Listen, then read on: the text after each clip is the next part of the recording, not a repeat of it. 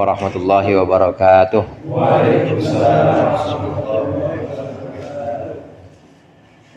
Al-Fatihah. A'udzubillahi minasyaitonir rajim. Bismillahirrahmanirrahim. Alhamdulillahirabbil alamin arrahmanirrahim maliki yaumiddin. Iyyaka na'budu wa iyyaka nasta'in. Ihdinas siratal mustaqim. Siratal ladzina an'amta 'alaihim ghairil maghdubi 'alaihim waladdallin.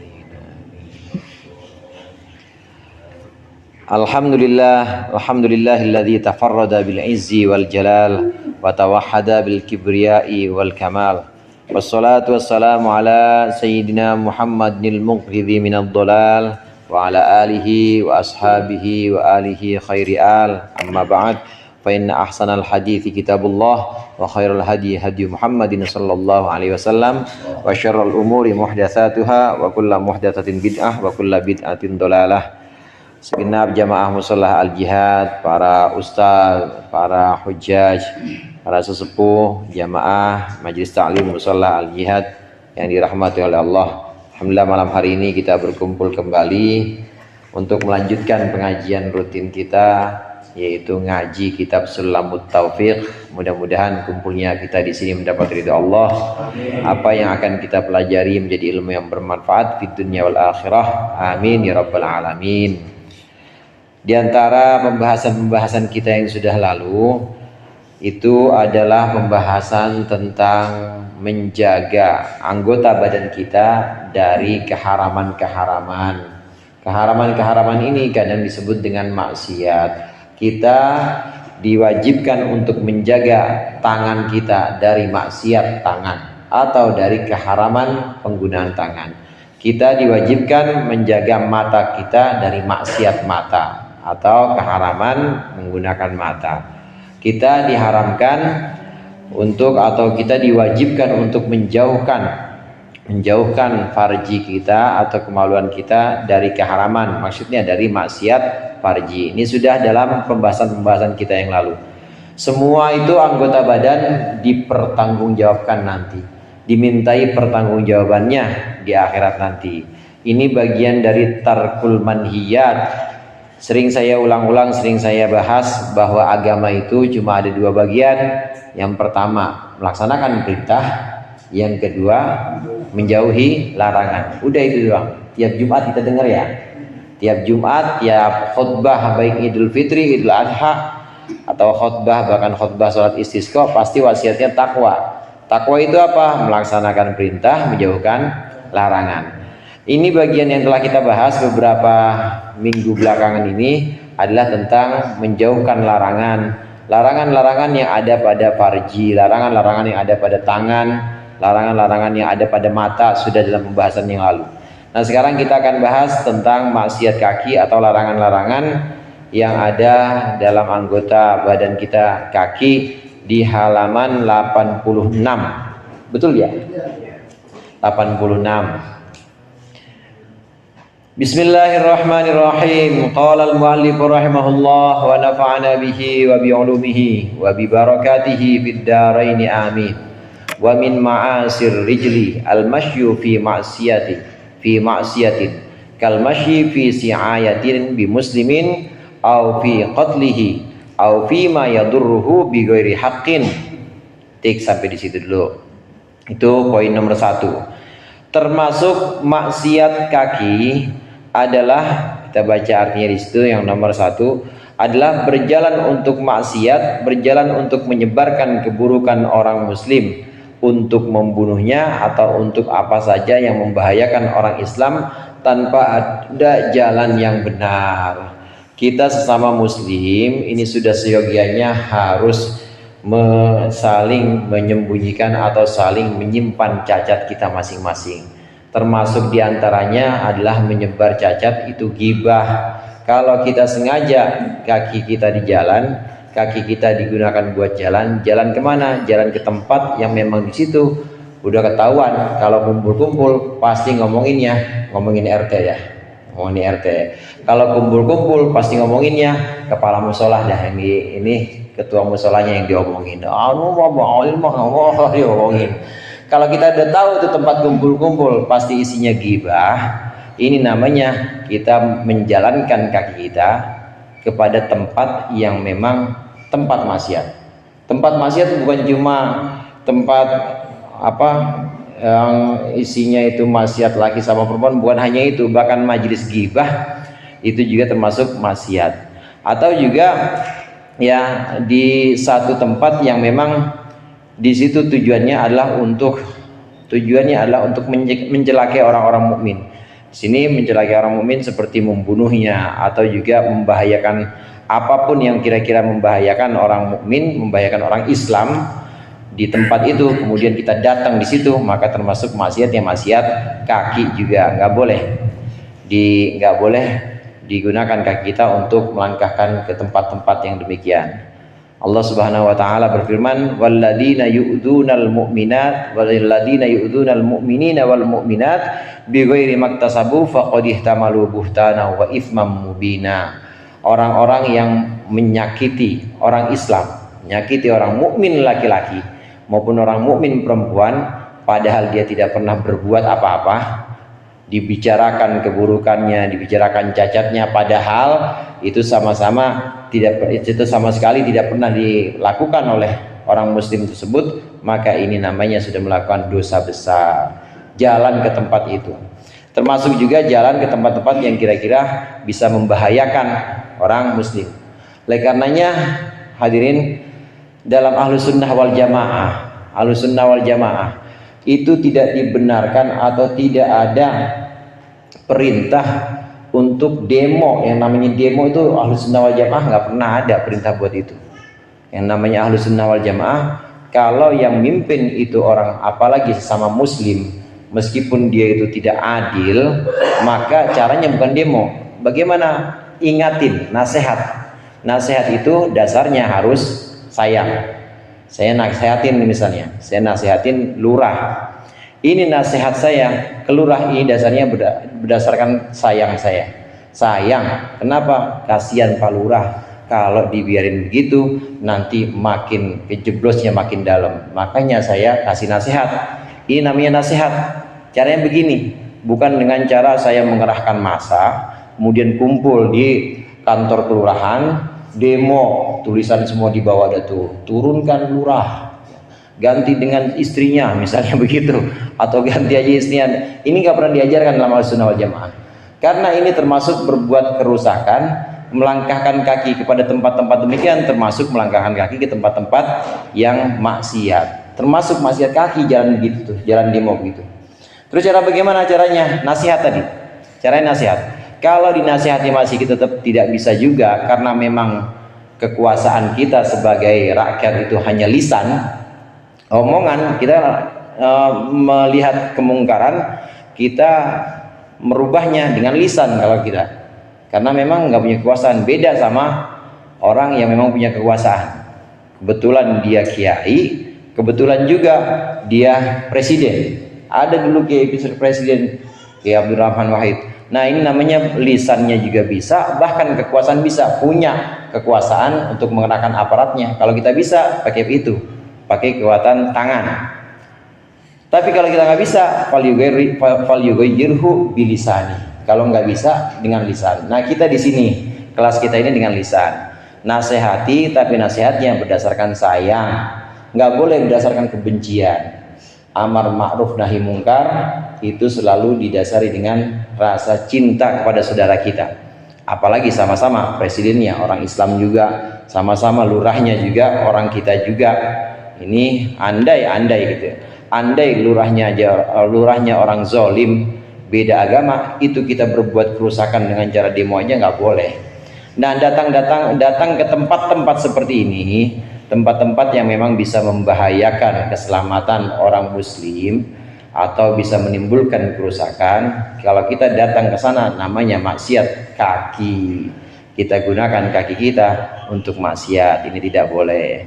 Terus gimana? Datang aja ke masjid, masjid mah udah karuan, pahalanya dapat, pahala jamaah, pahala silaturahim, pahala sholat, pahala iktikaf aja dapat tuh di masjid, timbang datang ke Monas. Ada yang datang ke Monas ini? Datang ke Monas nggak ada pahala iktikafnya, nggak ada pahala sholatnya. Ini melangkahkan kaki ke tempat-tempat di mana tempat tersebut untuk mengupayakan kerusakan orang muslim atau pembunuhan atau membahayakan orang Islam lah pokoknya. Membahayakan orang Islam tanpa jalan yang benar. Jalan yang benar itu bagaimana? Kalau jalan yang benar, nasihat. Nasihat. Bahkan Rasulullah menyebutkan ad-dinu an-nasihah. Agama itu adalah nasihat. Nasihat itu artinya kesetiaan, cinta. Kepada siapa? Kepada Allah, kepada Rasul, kepada pemimpin-pemimpin umat Islam. Maksudnya memberikan nasihat setia berdasarkan sayang, dan juga kepada seluruh muslim. Namanya agama adalah nasihat. Jadi bukan dengan cara unjuk rasa, tapi nasihat. Datang. Bagaimana cara yang benar? Boleh datang ke istana, boleh datang ke kantor kelurahan. Itu untuk menasihati penguasa boleh. Kalau untuk menasihati penguasa maka tidak termasuk maksiat kaki, tidak. Tapi kalau untuk membahayakan, apalagi untuk bikin chaos, tahu namanya chaos ya? Chaos buat itu bakso, ya buat chaos. Nah ini namanya kita datang ke tempat-tempat maksiat, ini namanya maksiat kaki. Kemudian yang berikutnya termasuk maksiat kaki, wa ibaqul abdi waz zaujati wa man alaihi haqqun amma yalzamuhu min qisasin aw dainin aw nafaqatin aw birri walidayhi aw tarbiyatil atfali. Yang nomor 2, minggat. Abaqo itu abaqo itu artinya minggat. Minggatnya budak, istri, atau bahkan orang yang mempunyai hak yang wajib dipenuhi, seperti hak kisos, berhutang, wajib memberi nafkah, lari dari bakti kepada kedua orang tua, atau lari dari tidak mendidik anak-anaknya. Ini namanya minggat, diartiin di sini oleh mutarjim minggat. Emang abaqo itu minggat. Ada nabi yang pernah minggat, saudara. Nabi siapa kira-kira? Ada yang tahu? Nabi Yunus, betul. Nabi Yunus minggat dari kaumnya. Istilahnya di sini abaqo ilal fulki. Ketika dia Yunus itu minggat ilal fulki, ke lautan. Dia pergi buat naik ini, buat naik perahu. Minggat namanya minggat. Ada yang pamit apa kagak tuh kira-kira? Kagak pamit yang namanya minggat. Orang perginya ngambek kalau minggat itu pasti. Termasuk maksiat kaki adalah minggat. Apa itu minggat? Pergi ngambek tanpa pamit pasti. Pergi ngambek tanpa izin. Nah biasanya minggat ini terjadi pada beberapa orang, seperti budak. Dulu ada namanya budak hamba sahaya. Dia keluar rumah itu harus izin sama tuannya. Kalau nggak izin, tapi dia memang sudah kebiasaannya, pagi misalnya ke sawah atau pagi ke pasar, nggak izin nggak apa-apa kalau memang itu kerjaan dia. Tapi kalau dia minggat, perginya itu memang dalam keadaan marah, ngambek, maka termasuk maksiat kaki. Istri juga begitu. Istri minggat, pergi dari suaminya atau dari rumah, ini juga termasuk maksiat kaki. Seorang istri itu kalau dia haknya tidak dipenuhi, nggak dinafkahin, digamparin dia tiap hari misalnya, nafkahin kagak, gamparin mulu, bang, saya mah mendingan minggat aja. Jangan minggat. Terus bagaimana? Ada hak talak buat istri, tapi ini namanya bukan talak, namanya hulu. Hulu ini diajukan di pengadilan. Hulu bisa sebelum masuk ke pengadilan, bisa dengan wali dari masing-masing atau perwakilan dari masing-masing keluarga boleh dipanggil. Nah kemudian diceritakan duduk masalahnya, ini perempuan, ini saya nggak pernah dikasih belanja, yang ada pulang malam saya digamparin, misalnya begitu, istrinya bilang gamparin. Nah dua dipertemukan, ini dua pihak dari laki-laki dan dua perempuan, perwakilan keluarganya. Nah kalau memang di situ sudah ada tuntutan cerai dari istrinya dan suaminya masih tidak mau menceraikan juga, bisa diajukan ke pengadilan, itu pengadilan agama. Ini pentingnya nikah resmi atau nikah negara. Beda sama nikah siri, nikah di bawah ranjang. Kawin di bawah ranjang itu mah, nikah di bawah tangan. Nikah di bawah tangan. Daripada nikah di bawah tangan atau nikah siri, maka nikah negara ini lebih baik buat si perempuan. Hak-haknya perempuan lebih jaga. Bisa ngajuin itu, bisa ngajuin cerai, bisa ngajuin hulu namanya, gugat cerai kepada pengadilan. Istri begitu aja. Kalau minggat ya minggat maksiat kaki. Maksiat kaki jadinya. Nah kalau udah nggak tahan juga ya nanti variasi ini tingkat keharamannya variasi, kecuali dalam keadaan darurat. Kalau nggak minggat habis dan mati misalnya saya harus minggat, maka ini bisa dikondisikan dalam keadaan darurat, maka bisa dipertimbangkan. Artinya apa? Keharamannya bisa hilang kalau memang sudah menyangkut nyawa. Tapi pada dasarnya minggatnya budak atau minggatnya istri ini adalah sebuah maksiat. Maksiat apa? Maksiat kaki yang ada di sini. Atau bukan hanya dua orang itu, orang yang memang punya tanggungan, punya satu kewajiban yang harus dia penuhi, seperti utang. Udah ketahuan utang, tapi dia pergi dari kampungnya. Banyak banget debt collector pada nagihin dia. Namanya minggat. Ini maksiat kaki. Saya mah minggatnya ke masjid Ustaz. Meskipun ke masjid, tetap dia melarikan diri dari tanggung jawab, dari tanggungan dia. Tagihan utang atau kisos. Zaman dulu ada kisos. Udah diputuskan hakim bahwa dia harus membayar hukumannya dengan kisos karena dia melakukan pembunuhan, maka dia harus dibunuh juga. Nah, lari dari kampungnya. Ini larinya dia, perginya dia, namanya maksiat kaki. Bukan hanya itu, begitu juga memberi nafkah, seperti suami yang tidak mau menafkahi istrinya, dia pergi tinggalin bininya baru seminggu. Biasanya kalau pengantin udah seminggu udah berantem aja, kesannya udah nggak bagus. Udah seminggu kan biasanya namanya kan bukan minggu madu ya, bulan madu ya, minimal sebulan dah tuh jadi madu, sebulan manis terus. Nah ini baru seminggu udah berantem aja, tinggal akhirnya sama suaminya. Maka suami yang tinggal di sini namanya minggat juga. Ini adalah maksiat kaki juga. Suami yang tidak mau menafkahi, bapak yang nggak mau menafkahi anaknya, bapak yang tidak mau mendidik anaknya, dia lari begitu aja dari tanggung jawab, termasuk maksiat kaki. Dia jalan itu kemana? Jalan yang dia langkahkan, jejak kaki yang dilangkahkan itu maksiat semua, karena dia melarikan diri dari kewajiban. Ada yang menarik di sini disyarahkan oleh Syekh Banten, bahkan termasuk yang tidak mendidik anaknya, termasuk lari dari kewajiban, nggak mau mendidik anaknya, itu nggak mau anaknya waktunya anaknya tidur diindung-indung sama dia, harusnya istrinya udah nggak bisa. Nah dia nggak mau minum, dia pergi malah mana ke pos rame ditungguin sama orang, anaknya padahal minta diindung-indung, termasuk pergi ke posnya, maksiat itu.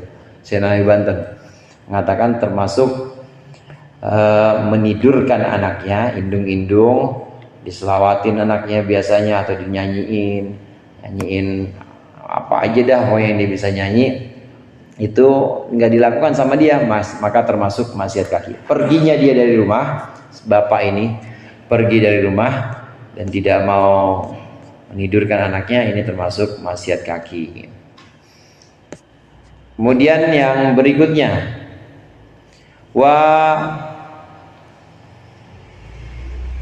itu tadi kita udah, tarbiyatul atfal udah. Termasuk juga melarikan diri dari berbakti kepada kedua orang tua. Ini berbakti pada orang tua.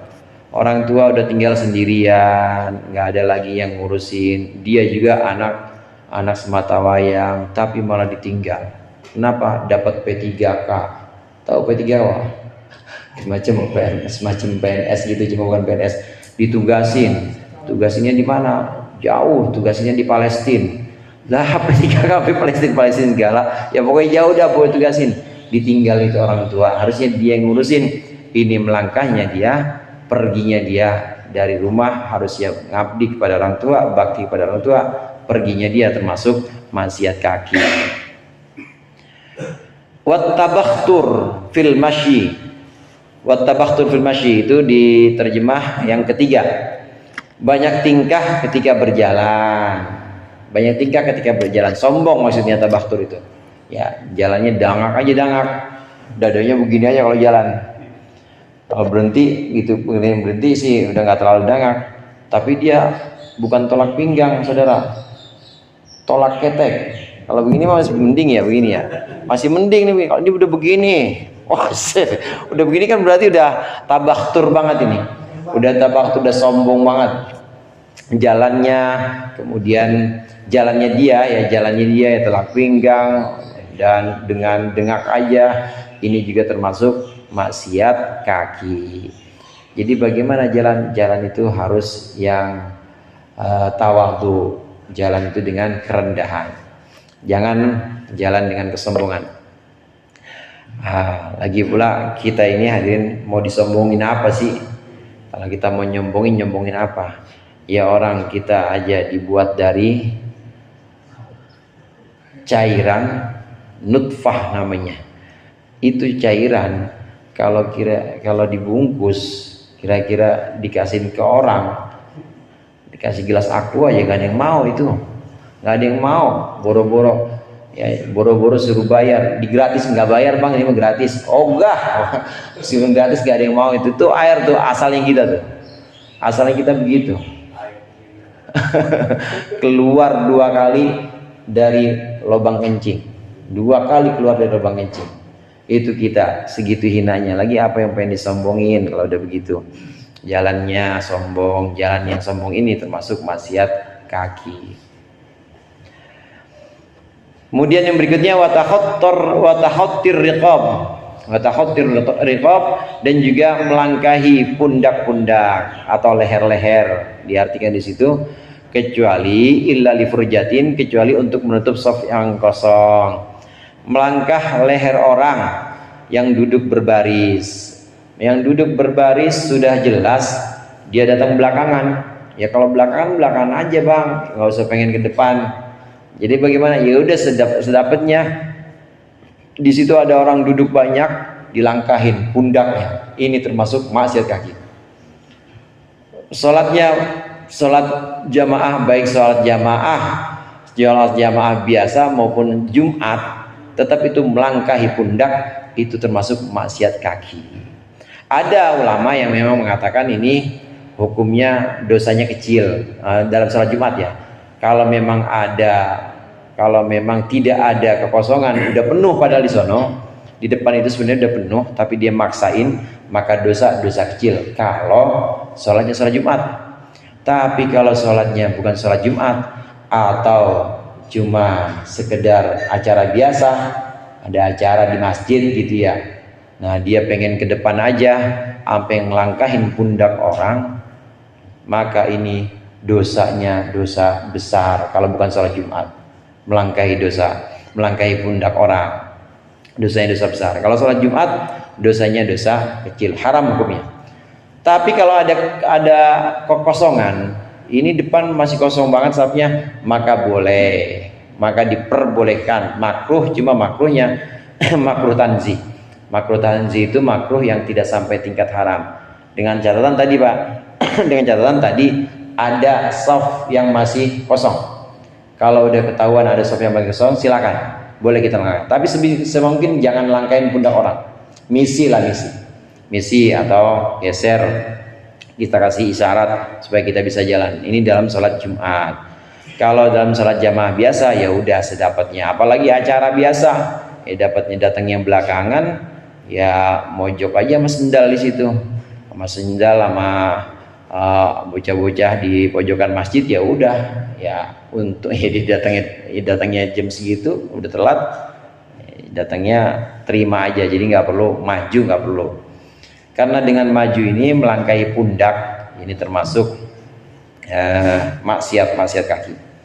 Nah bagaimana kalau kita nggak melangkahi pundak, asal dia nggak lagi sholat nggak apa-apa. Jadi bagaimana?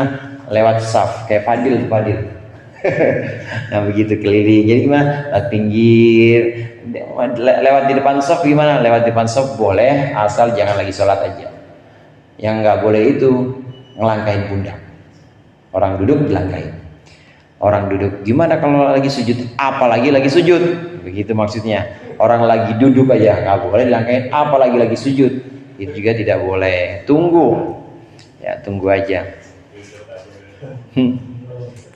Ini saya Al-Mukarram harus di depan. Bodoh amat mau Al-Mukarram mau bukan datangnya dia telat ya telat aja, udah nggak boleh ngelangin benak orang itu. Maksiat kaki. Saya ini yang ini bodoh amat mau siapa kek, jangan ngelangin kaki orang, nggak boleh. Itu menyakiti orang yang dilangkai. Pasti orang yang dilangkai itu tidak terima.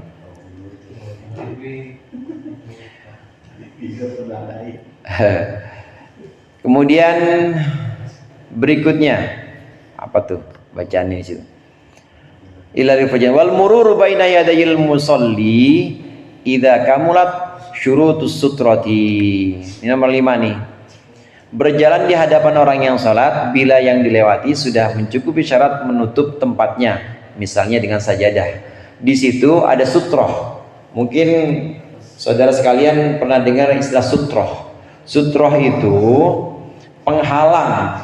Kata asli arti kata sutroh itu artinya satir penghalang. Dulu zaman Rasulullah itu ada yang namanya sutroh. Biasanya dibuat sutroh itu dengan tongkat atau boleh juga dengan anak panah, misalnya ditancepin. Dulu kan belum ada marmer, belum ada apa di Masjid Nabawi atau di tempat apa. Jadi tinggal tancepin aja. Maka ini tempat ditancapkannya ini antara tempat orang yang berdiri dengan anak panah tadi misalnya, maka itu adalah wilayah sholat dia, nggak boleh dilewati. Kalau kita lewati maka maksiat kaki namanya, dosa, termasuk dosa besar, lewat di antara orang yang sholat. Apakah hanya sutroh dalam bentuk seperti itu? Enggak. Sejadah termasuk sutroh. Sejadah termasuk penghalang yang dimaksud di sini. Termasuk karpet yang sudah bentuk seperti ini. Termasuk karpet yang sudah bentuk seperti ini juga namanya sutroh. Termasuk juga garis yang dibikin di masjid-masjid atau di musola, sutroh juga. Jadi kalau udah ada garis, udah ada karpet, udah ada sejadah, nggak perlu lagi papan yang didiriin begini, nggak perlu udah. Jadi dianggap aja udah, bukan dianggap maksudnya, nggak usah pakai gitu-gituan lah, nggak usah pakai gitu-gituan. Udah cukup sejadah, karpet udah jadi cukup sutroh. Jamaah sekalian, sutroh itu harus memenuhi syarat. Artinya orang yang melangkah ini di depan kita ketika kita sholat, ini boleh kita halangi seperti ini, boleh kita halangi. Bahkan kalau tidak mengganggu kehusuan kita, boleh kita gambar juga kalau nggak mengganggu kehusuan.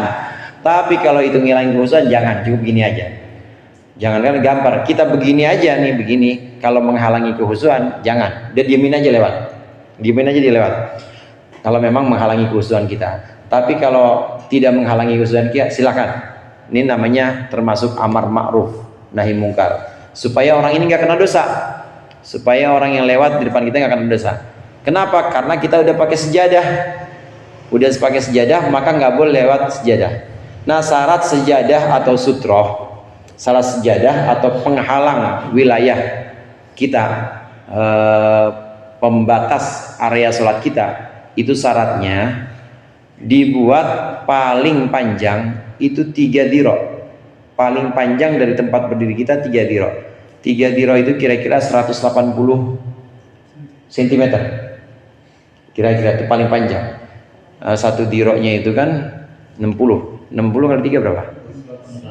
180. Itu paling panjang tuh. Paling panjang. Jadi bagaimana kalau ada orang sholat misalnya, dia bikin sutroh. Sutroh nggak harus anak panah tadi, nggak harus sejadah, boleh juga pakai kunci juga bisa. Saya sholat di sini, kiblatnya sana misalnya.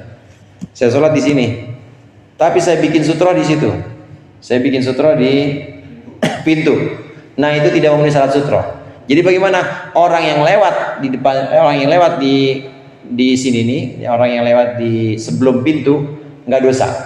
Kenapa? Sutrohnya kebangetan jauh, sejadahnya kejauhan, kasihan. Sejadahnya kejauhan. Jadi lewat aja udah. Lu bang, dosa lu, lalu yang lu yang kebangetan bikin tanda sholat, bikin batas sholat segitu panjangnya, orang mau lewat di mana? Ngadi-ngadi. Itu satu syaratnya. Tidak boleh lebih dari 3 diro. Bagus lagi kalau memang secukupnya, bagus lagi seukuran sejadah. Ini paling cuma 2 diro ini. 120 kali ya. 60 ya. Ya? 60 cm. Ini 60 cuma, Pak. 120. Ini karpet yang ini. 120 dari sini.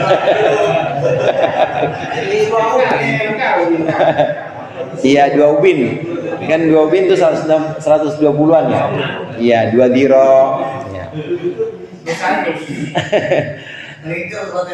Nah, kalau sudah seperti ini nih, ada anak lewat atau ada orang mau lewat, kita boleh halangin. Karena kita udah pakai sutro, udah pakai sejadah maksudnya, dan juga kita sholat di tempat yang memang diperbolehkan sholat, bukan tempat umum maksudnya. Satu syaratnya tadi harus seukuran 3 diro atau 180 atau kurang, nggak boleh lebih, nggak boleh lebih. Kemudian yang kedua, sejadah atau pembatas sholat kita ini harus kita buat, harus kita dirikan, harus kita buat, bikin di tempat yang memang bukan tempat yang digunakan untuk umum. Contoh misalnya, saya mau sholat dan gak boleh ada yang lewat di depan saya ketika saya sholat, tapi saya sholatnya di pos ini nih, Bang Cok yang ramai situ. Itu tempat sholat apa bukan tuh? Pinggir pos, bukan. Nah, walaupun saya cuma pakai 120 cm doang, saya tandain pakai HP gitu. Ada orang lewat, nggak boleh saya begini. Kenapa? Walaupun saya bikin penghalang pakai HP ini, saya anggap sebagai sejadah atau area sholat saya, tetap itu adalah wilayah bukan buat sholat. Jadi nggak boleh ngalangin orang yang jalan. Kalau sudah di masjid, kebetulan nggak ada karpet, nggak ada pembatas, kita bikin pakai sapu tangan begini, maka boleh. Atau di rumah kita sendiri boleh kita gini. Tapi kalau di pinggir rel atau di dekat pos, walaupun kita sini pakai ini senapan, misalnya senapan angin, macam-macam lo buat tembak lo lagi sholat, diri ini tetap nggak boleh kita begini, nggak boleh. Karena itu haknya dia dan itu bukan tempat sholat. Nah, ini adabnya, tata caranya kita untuk melaksanakan ibadah. Dengan demikian jelas bahwa ibadah itu memang harus di tempat-tempat yang justru meninggikan nilai ibadah itu. Gak boleh diibadah di tempat-tempat yang justru merendahkan nilai ibadah. Ya, sholat di jalan raya, ya, sholat di jalan raya atau sholat di lapangan. Maksudnya bukan dalam perayaan apapun. Dia emang pengen dilihat orang aja.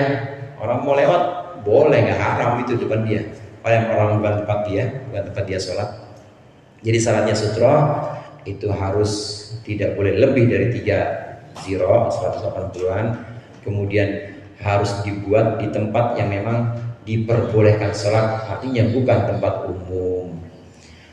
Kembali ke pembahasan ini, pembahasan sejadah atau batas wilayah sholat. Untuk orang yang lewat di depan sejadah, maka di area sejadah, maka dosa besar, namanya maksiat kaki. Bagaimana kalau udah di luar sejadah? Nggak apa-apa. Saya lagi Bang Oli lagi sholat di sini, ya. Bang Oli lagi sholat di sini. Kemudian di sini ada tas saya. Saya lewatnya langsung nggak apa, karena udah batasnya sampai sini doang. Itu tetap boleh. Asal udah ada pembatas area sholat seperti sejadah, istilah di sini sutroh namanya, maka kita lewat di luar itu nggak apa-apa. Itu manfaatnya ada karpet, kemudian ada sejadah, ada batas soft. Jadi orang yang lewat di depannya itu paham, dan orang yang lewat depannya itu tidak terganggu. Kalau ternyata ada masjid atau musola yang belum ada garisnya, belum ada karpetnya, ya kita batasin ini aja. Kita batasin pakai handphone atau pakai kunci. Handphonenya dibalik. Mau lihat ini takutnya ada handphone. Lah cewek tuh. Nelpon jadi kagak khusyuk kan. Jadi balik handphone begini. Disunahkan agak sebelah kanan seperti ini. Jadi kalau saya sholat pada sana, sutranya sebelah sini kan. Ini pembatas area sholat kita. Jangan melangkah di area sholat orang. Orang juga nggak boleh melangkah di area sholat kita.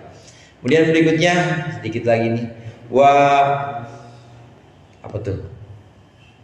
Wa maddur rijli lal mushafi idza kana ghairu murtafi'in. Dan juga memanjangkan kaki kepada mushaf yang ada di bawah, memanjangkan kaki kepada mushaf yang ada di bawah. Kita tahu di depan kita itu ada mushaf, nggak boleh kita lanjuran ini, nggak boleh selanjuran. Itu udah tahu di depan kita ada mushaf, nggak boleh kita selanjuran. Terutama di sini kalau mushafnya itu ada di bawah, nggak ada meja, nggak ada lekar, kita taruh mushaf begini. Memang kalau naruh kitab begini saudara, naruh kitab begini kalau bisa, jangan begini, begini kalau naruh kitab, diriin. Kita udah tahu ini kitab ilmu atau bahkan itu Al-Quran, udah diriin begitu, nggak boleh kita selonjorin kaki kita begini. Itu yang minimal. Atau kalau kita mau apik lagi, meskipun itu adanya di depan mushaf, meskipun adanya di atas, kalau sudah berhadapan dengan mushaf, maka jangan selonjoran kita. Termasuk ngaji juga. Kalau ngaji juga, kalau bisa jangan selonjoran. Sila. Ya, kalau bisa sila. Ini yang paling apik. Tapi kalau yang namanya ini ya, udah asam murah, segala macam, ya selonjoran itu nggak apa-apa. Nggak boleh itu kalau tujuannya merendahkan, ya nggak boleh. Yang tujuan merendahkan inilah yang menjadi maksiat kaki. Berikutnya wa kullu masyin ila muharramin, dan setiap perjalanan menuju hal yang diharamkan. Banyak menuju hal yang diharamkan itu seperti bersiasat untuk mencelakai seseorang atau sekelompok orang, bisa juga datang kepada penguasa bukan buat nasihatin, tapi buat apa? Buat ngemis. Nggak boleh kita saudara datang ke penguasa tujuannya bukan nasihatin, tapi buat kita nunduk atau buat kita merendah di hadapannya supaya kita dikasih kekayaan yang nggak boleh. Bukan hanya penguasa, orang kaya juga begitu. Kita datang ke orang kaya, tujuannya supaya kita dikasih dan kita hormat tunduk sama orang kaya itu, karena kayanya hilang seperti agama kita. Nggak boleh menunduk kepada orang kaya karena kekayaannya, nggak boleh. Tapi kalau kita mau hormatin aja, karena di manusia begitu aja. Jangan terus sampai orang kaya dicium tangan bolak-balik, jangan. Apalagi jalannya kita sampai dari sini ke sana ngesot jalannya. Karena kekayaan, supaya kita dibagi duit, nggak boleh. Hilang seperti agama. Nah, lain hal kalau kita memuliakan karena ilmunya. Kalau memuliakan karena ilmunya boleh. Kalau karena kayanya hilang seperti agamanya hilang. Tidak boleh. Nah, orang-orang yang berilmu ini bukan berarti monopoli orang-orang alim, bukan. Silakan dinilai sendiri. Orang alim itu, hadirin, ada juga bahayanya dan justru paling sensitif. Apa celakanya orang alim? Orang alim itu celaka kalau hatinya udah mati. Bagaimana matinya hati orang alim? Hatinya orang alim itu kalau sudah menjual agamanya untuk dunia, mati hatinya udah. Nah, saudara-saudara silakan dilihat. Kalau masih ada orang alim, kalau memang dia alim, benar-benar alim dan dia nggak pernah menjual itu, silakan hormati. Tapi kalau misalnya sudah tidak di situ, ya terserah. Mau dihormati silakan, ya mau enggak ya silakan. Jadi batasannya orang alim di sini kenapa boleh dihargai ilmunya? Ilmunya adalah ilmu yang benar-benar sampai ke hati. Bagaimana ilmu sampai ke hati? Hidup hatinya. Orang alim itu hidup hati. Tapi kalau hatinya mati, maka itu udah bukan alim yang perlu dihormatkan. Bagaimana yang hatinya mati? Hati mati yang sudah menjual ilmunya untuk kepentingan perutnya. melangkahkan kaki kepada hal yang diharamkan, diantaranya kepada orang kaya atau kepada penguasa, ya, karena kita tunduk kepada kekayaannya, kekuasaannya juga. Kemudian yang terakhir, watakhallufun an wajibin, dan juga menyingkir dari kewajiban. Takhallufun an wajibin, menyingkir dari kewajiban. Udah ketahuan hari Jumat, mana bang? Pergi jualan kan Jumatan, udah setengah 12. Itu udah main azan bang, dikit lagi. Enggak, biar menjadi musafir, nggak boleh. Nggak boleh, namanya menyingkir dari kewajiban Jumatan. Kita pergi dari subuh, mulai dari subuh hari Jumat, itu hukumnya makruh dah. Dan nggak boleh pergi kalau sudah subuh yaumul Jumat, hari Jumat. Kalau mau nggak kena hukum makruh, nggak kena hukum haram, perginya jangan lewat subuh. Misalnya malam Jumat, gitu ya, jam 2:30 nggak apa-apa udah. Jam 2:30 keluar dari kampung. Ini udah nggak kena hukum makruh atau nggak kena hukum haram. Ada yang mengatakan haram, nggak kena hukum haram, karena memang dia perginya itu jauh sebelum pelaksanaan Jumat. Tapi kalau sudah masuk waktu subuh, ini makruh kita melakukan perjalanan keluar dari wilayah Jumatan kita, kecuali kalau memang ada hajat dan memang itu kebiasaan kita, kantor misalnya, dan di sana juga ada pelaksanaan Jumatan, maka boleh kita keluar. Kalau kita tetap keluar dan ternyata untuk melarikan diri dari Jumatan, termasuk maksiat kaki, menyingkir dari kewajiban Jumatan, jamaah. Kalau memang ikut kaul yang fardu kifayah, jamaah itu ada yang ulama yang mengatakan fardu kifayah, atau menuntut ilmu yang wajib. Wallahu a'lam bishawab. Mudah-mudahan bermanfaat. Dikurangnya saya mohon maaf. Wallahu muwaffiq ila aqwamit thoriq. Wassalamualaikum warahmatullahi wabarakatuh.